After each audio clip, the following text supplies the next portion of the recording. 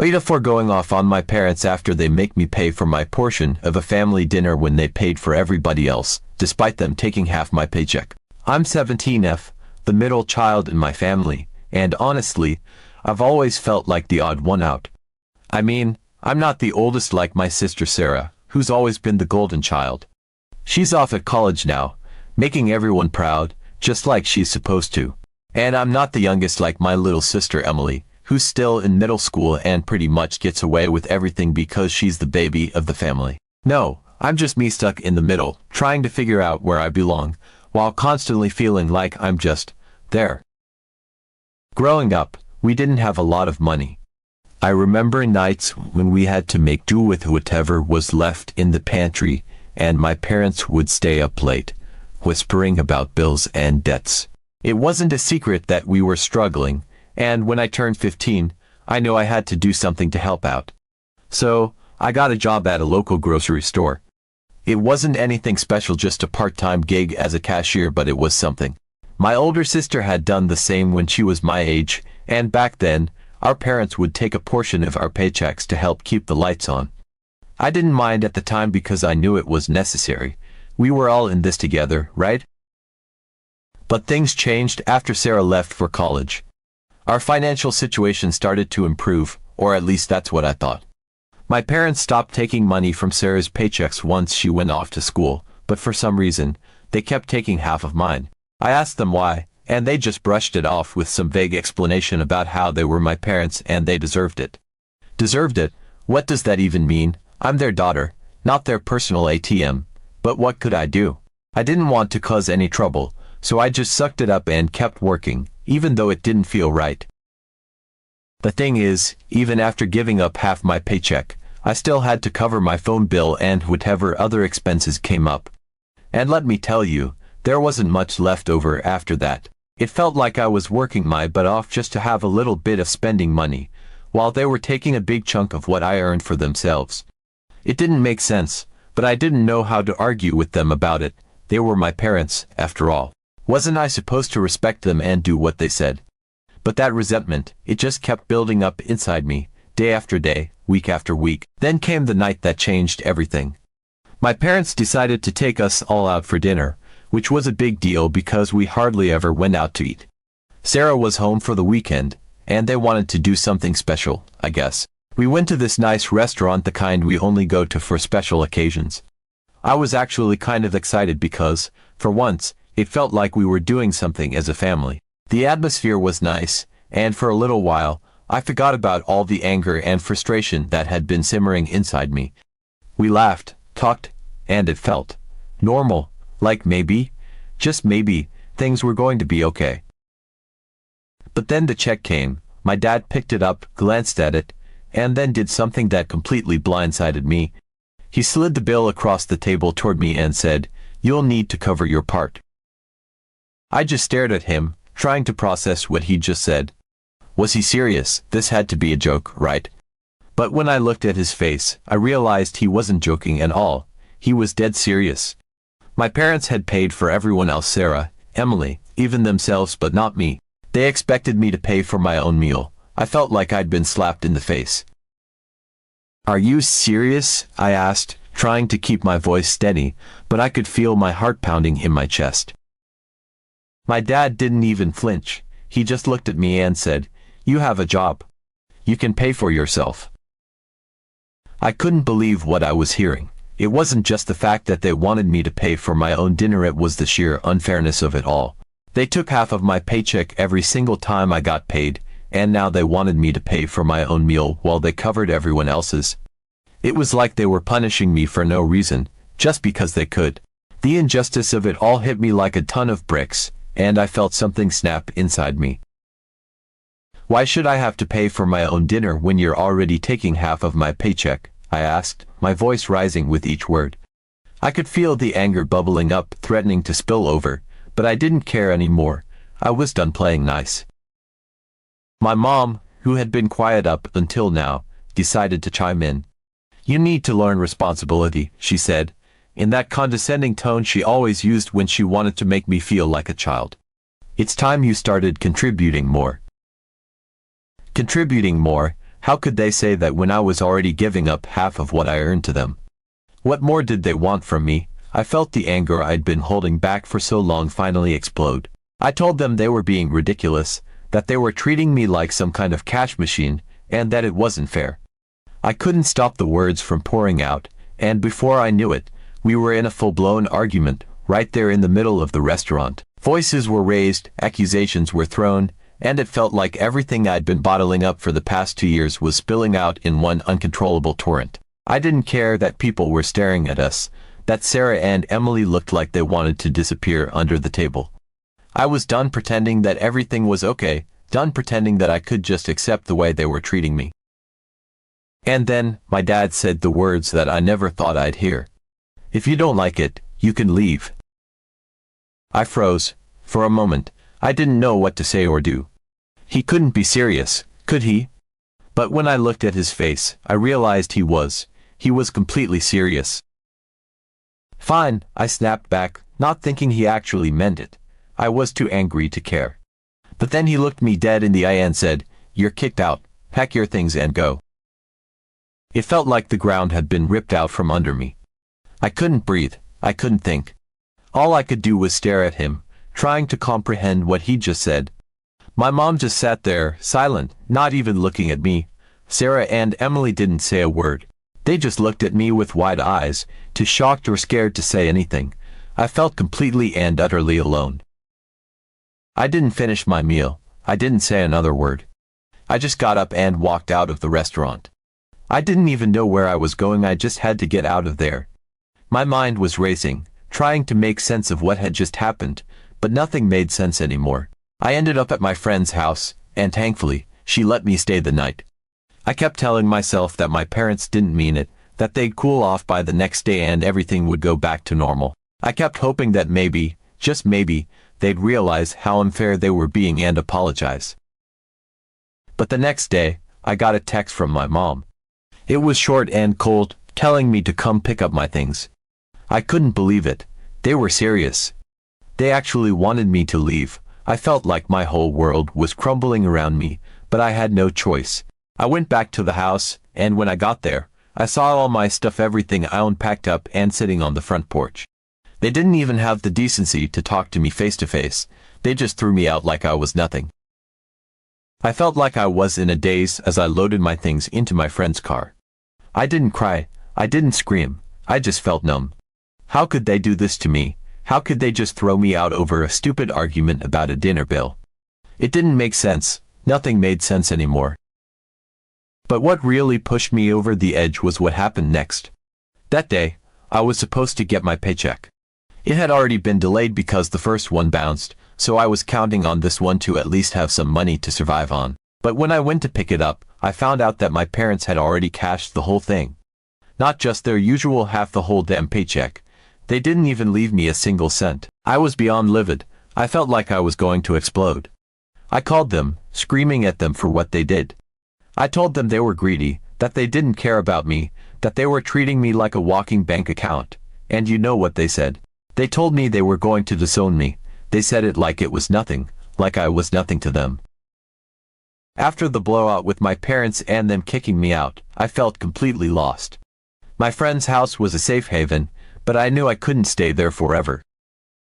My parents didn't reach out, and I wasn't about to be the first to call, but that left me with a problem: my job.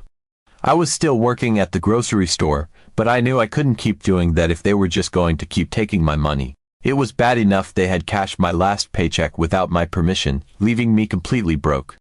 The thought of them doing it again made my blood boil. I remember sitting in my friend's bedroom, staring at my phone, the notification from my bank app taunting me with its big, fat zero balance. How could they justify what they did? I kept replaying that argument in my head, the cold way my dad told me to leave, the way my mom didn't even try to stop him. It was like I didn't matter to them anymore, like I never really mattered.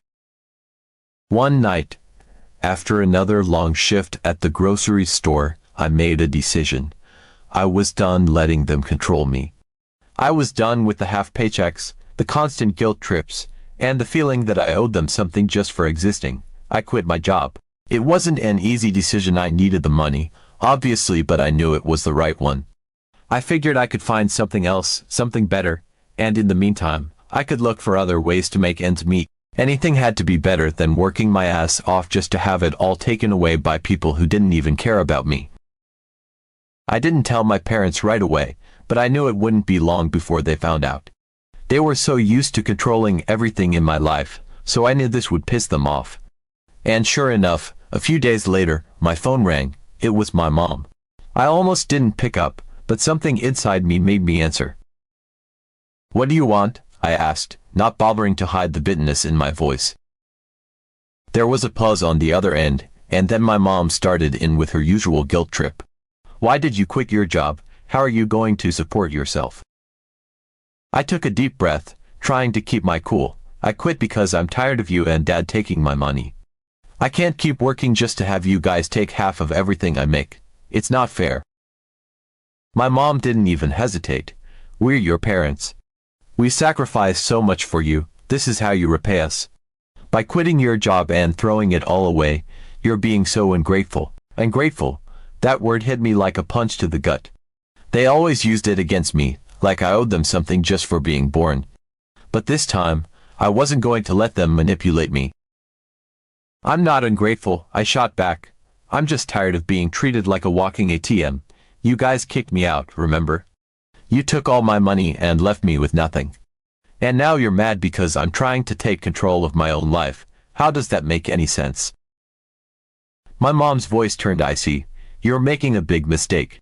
You're going to regret this. We won't be there to bail you out when you fall flat on your face." I clenched my fist, trying to keep my emotions in check.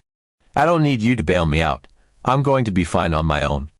I just need you to stay out of my life." There was silence on the other end of the line. I could almost picture my mom sitting there, fuming, trying to come up with something to say that would make me feel guilty. But I wasn't going to let her have that power over me anymore. "Fine," she finally said, her voice cold and distant. "But don't come crying to us when things don't work out." And with that, she hung up. I stared at my phone, feeling a mix of anger and relief. It was like a weight had been lifted off my shoulders, but at the same time, I knew that this was it. I was really on my own now. No more safety net, no more pretending that everything was okay. It was just me, trying to figure out how to survive in a world that suddenly felt a lot bigger and scarier than it ever had before. But I was determined to make it work. I spent the next few days scouring job boards, sending out resumes, and applying for anything that looked even remotely promising. I knew I needed something better than what I'd had before, something that paid well enough to actually support me without having to rely on my parents. And after what felt like an eternity of waiting and hoping, I finally got a break. I landed an interview at a company that specialized in online customer service. It wasn't glamorous, but it was a step up from the grocery store, and the pay was significantly better. Plus, the hours were flexible, which meant I could keep looking for something else if I needed to. The interview went well, better than I expected, and a few days later, I got the call. I'd been hired. The relief I felt was overwhelming. I wasn't completely out of the woods yet, but at least now I had a job, a real job, with real paychecks that would actually go to me, and not into my parents' pockets. With the new job secured, I knew the next step was finding a place of my own. My friend had been incredibly generous, letting me crash at her place for so long, but I couldn't impose on her forever. I needed my own space, a place where I could finally start building my life without constantly looking over my shoulder, wondering when the next blow would come from my parents. I started looking at apartments, keeping in mind that my budget was still pretty tight. I didn't need anything fancy, just a place where I could sleep, cook, and feel safe. After a lot of searching and a few disappointments, I finally found a small one-bedroom apartment that was perfect. It wasn't in the best neighborhood, but it was affordable, and most importantly, it was mine. I signed the lease and moved in a week later. Standing in that empty apartment for the first time, I felt a strange mix of emotions. I was proud of myself for getting this far, for proving that I could make it on my own. But I was also scared of what the future held, scared of making mistakes, scared of failing. But I knew I couldn't let that fear control me. I'd made it this far, and I wasn't going to let anything or anyone hold me back now. The first few weeks were tough, adjusting to my new job, figuring out how to manage my own place, and dealing with the loneliness that came with living on my own for the first time. It was a lot to handle. The job turned out to be better than I expected. The work was challenging at times, but it was nothing I couldn't handle. The pay was good, and I even started picking up extra shifts when I could. But it wasn't all smooth sailing. My parents tried to reach out a few more times, mostly my mom, sending me guilt-ridden texts about how I was abandoning the family, how they were worried about me, and how I needed to come home. I ignored most of them, but every now and then, I'd reply with a short, polite message just to keep the peace.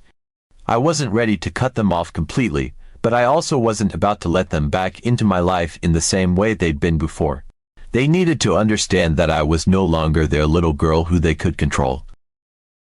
One night, I got a particularly nasty text from my dad. He accused me of being selfish and ungrateful, of turning my back on the people who had raised me and sacrificed so much for me.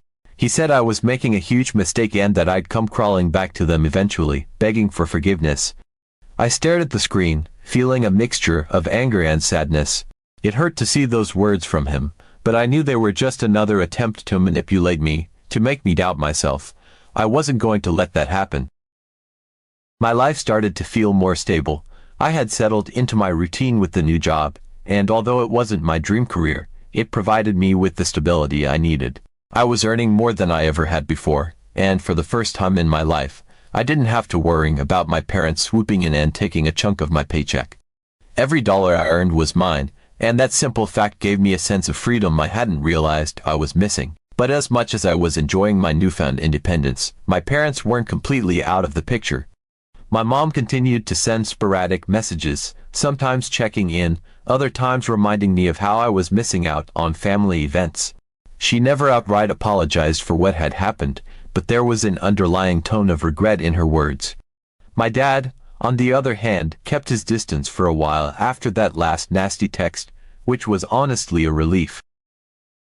Then, something strange happened. I started getting messages from my mom that felt different, softer, more pleading than before. She would ask how I was doing, tell me they missed me, and even started asking if I'd consider coming over for dinner. At first, I brushed it off as another attempt to lure me back into their control, but then the messages became more frequent, more desperate. One day, I got a call from my dad. I hesitated for a moment before answering, unsure of what to expect.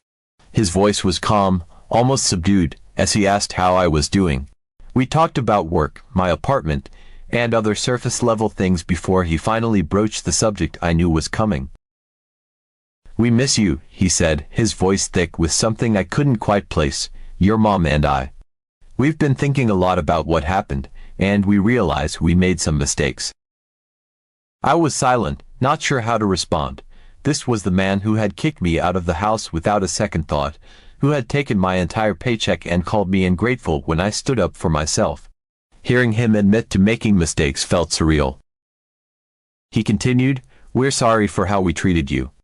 We never should have put that kind of pressure on you, and we definitely shouldn't have taken your money. We were wrong, and we just want you to come back home.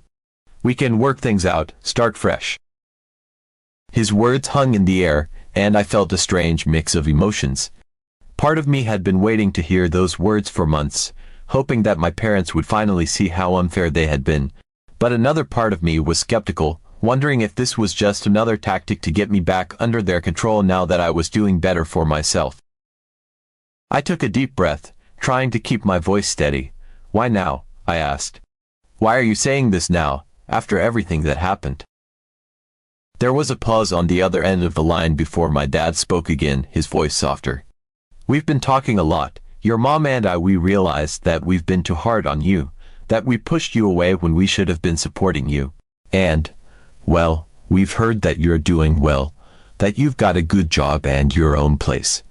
We're proud of you, but we also miss having you around.